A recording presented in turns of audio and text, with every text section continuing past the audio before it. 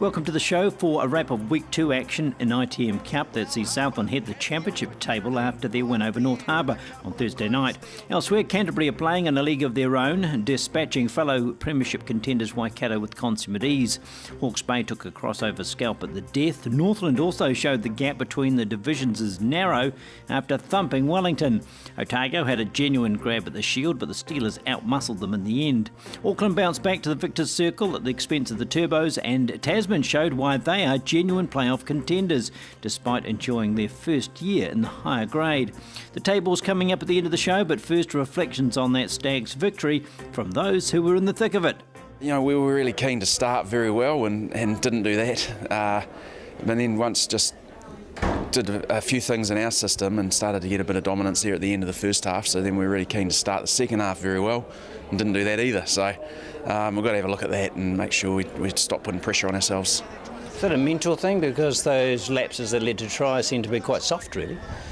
Well, yeah, it could be. There's a few technical things and mental things, I suppose, as well, but it's just game management as well, and just do the task well, get out of our half and exert pressure down at their end. Able to control the set pieces, I felt, as the game went on, and in fact quite dominant in the end. Yeah, I think it was a really good effort. We saw a dominant scrum, which to finish the game off, which was really pleasing.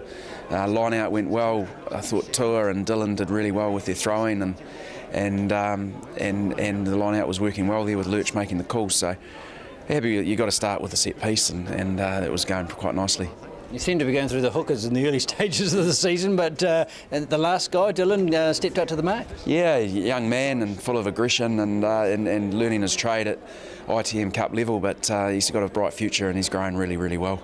A couple of key players for me, Tim Boys. He just carries on where he left off last year, never lets you down. No, he doesn't, does he? You know what you're going to get, and he keeps delivering. He covers a lot of ground, does a lot of Ks, and absolute workaholic, so he's a great leader in that respect. And Hala back to midfield, him and Viang, a great partnership last year, continuing on. Yep, yeah, I thought Willis was going to have a big game and he didn't let us down, did he? They didn't want to know him there, and I don't think he was going to be held up twice in a row, so it was a lovely try to get there at the end of the first half, and just really powerful, wasn't he? So very happy there. A bit concerned, no tries in the second half, not able to build on that dominance though, and actually turn them into 5-pointers. Well, I think you'll see that we played a lot in our half in the second half, and when we got little nibbles down in the half, Lima was knocking the kicks over, so stuff that we might have kicked for touch and built some pressure, he was just knocking the 3 points over, so we ticked it over that way. Not too concerned how we get the points as long as we get more than them. Certainly happy with Lima, isn't he? He seems to be full of beans. He's contributing in all facets, not just goal kicking. Yeah, look, he's going great, and he's very, very focused, very motivated, and doing a lot of work, and we see a lot from him off the field with the way he leads the team and the work, the homework he does on oppositions in our own game. So I think he's very happy, and we'll just keep him going along the way he's going. And how important those away points early in the year, very valuable. We got a really emotional spike out of the first game, playing at home, and we did a lot of work on culture and whatnot, and I thought we'd be really up for that, so coming down from that and just playing away from home was a potential banana skin.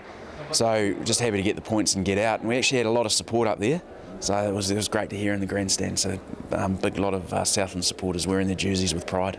As soon as the whistle was gone, whistle was blowing there, all the focus went straight on to Otago on Saturday week, so very excited about that challenge, and I don't think there'll be any problems motivating the group for that.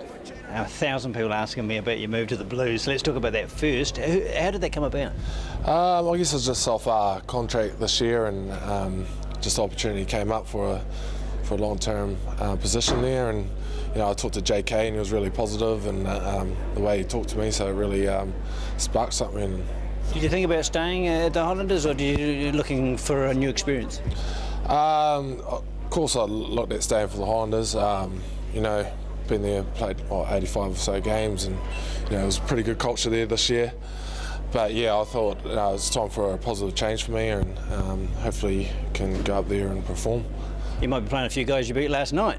Yeah, I know. A few of them said welcome to the Blues when I was shaking their hands, so yeah, it was pretty good meeting a few of them.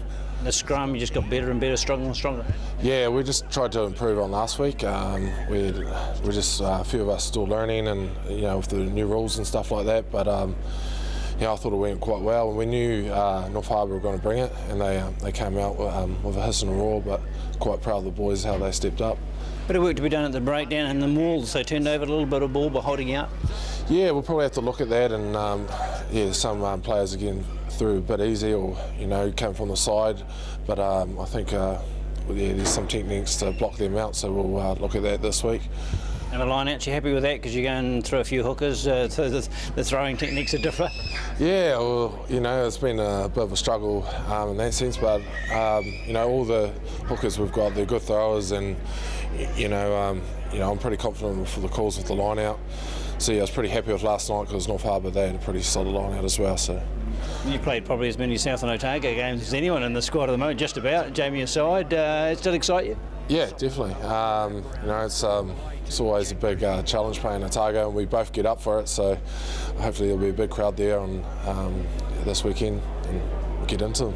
And nice putting all that work and looking over your shoulder and see someone kicking goals from all over the park and having that solidity. Yeah, Lima, he's unreal, and not only kicking goals, he's a good general out there, and he likes to tell us forwards what to do, and that's what we need.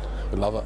Like Brad said, after the game, we were in worst enemies at times with our errors, but I thought the boys dug deep, and we didn't really get down there too much in the second half, but when we did, Lima converted with some great goal kicking. So, but yeah, we'll definitely take it. It's always great to win away from home, so the boys are happy. I think maybe in the past guys might have panicked in that. We were 12-3 down, I think, and we might have panicked, but everyone kept a cool head. We knew that we just needed to get down there, build pressure, and just chip away at that, and then that's what we ended up doing. Got a couple of penalties, and then managed to build some more pressure and managed to finally dot down right at half time. So to go into the lead like that after a pretty poor start was pretty relieving, really.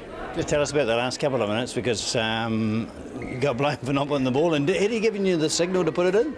I still not sure what the penalty or the free kick was for. Was it that? Yeah, it was not feeding the scrum, but I didn't see him give you the word. No, there was no signal, so that's why I was a bit dumbfounded as to what was going on. I thought that it was maybe for the props pushing early or something, so yeah, not too sure what happened there. A massive defence disrupted the ball, saved the day. Yeah, the boys dug deep and got nice and low and kept them out, and I think it was Whopper or Dylan got the turnover and just booted it out, so no, it was good to get the win. And you'd be happy getting the full game? I was expecting maybe Taylor to come off 20 to go on that, but happy to play the full 80, and it's good to stay out there and sort of get the job done. And creating a nice combination with Lima, who's adding so much, as Brad mentioned, to the whole team setup. Yeah, no, he's great. He's been great. He's just really good calming influence. He doesn't yell or anything, shout or anything like that during the game, and he's really cool, calm, collective, and it's good to be able to play off him and just getting the combination going and feeding off how each other plays and how we each talk and that sort of thing. So no, it's good. And how was it playing against Robbie? Give him a bit of chip? It was a bit weird. I didn't see him too much. Maybe a couple of times he run the ball back, but I think there was a bit of banter maybe in the bottom of the ruck, a couple of rucks and that, but no, it was all good stuff. It's more exciting though because Otago coming out. It's a big occasion. Yeah, it's always a massive occasion. I remember last year we were up at Forsyth Bar and there was probably more Southland people there and Otago people, so no, it's always a great occasion to look forward to, and I'm sure it'll be no different. I think we've got a 9-day turnaround, so boys will rest up this weekend, keep off the leagues, and then we'll get back into things on Monday and get ready for a big match. Perfect 10 for Canterbury means they top the premiership table, especially impressive as both wins have been against fellow pretenders to their crown. Not so for Tasman, who have beaten championship opposition, however they've been convincing in doing so. Auckland are quickly back in the hunt, but Wellington are so far off the pace, relegation looks a genuine possibility even this early in proceedings. Southland top the championship table, though they'll be wary they've yet to face crossover opponents, but so far so good for the Stags, as the only unbeaten side after just 2 weeks. Northland earned their elevation in style. Bay of Plenty and North Harbour look set to scrap it out at the cellar door for the rest of the season.